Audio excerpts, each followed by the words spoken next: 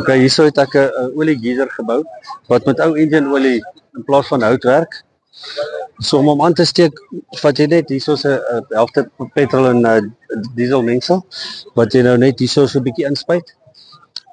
Die pannetjie wat die olie in brand sit hierso onder. So as jy daai nou ingespuit het, steek jy hom net hierso aan en dan maak jy jou engine olie oop dat hy so dun straaltjie loop. En dan loop jou geyser en hierdie spesifieke enetjie is 'n 40 liter geysertjie. Hy vat 30 ml olie en dan sy kapasiteit is 5 liter warm water per minuut. En dan hierdie kannetjie olie is uitgewerk op hom as jy hom vol olie maak, dan loop hy presies in die 15 minute leeg.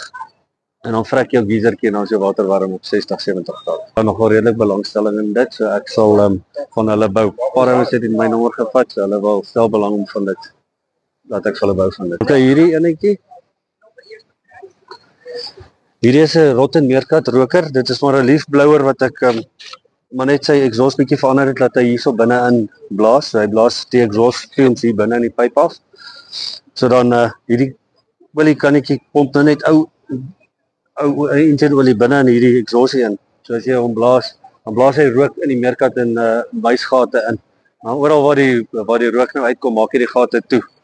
En dan bly hulle daar binne. Daar's 'n paar mense wat belangstel en wil hê ek moet hulle ook van hierdie bou.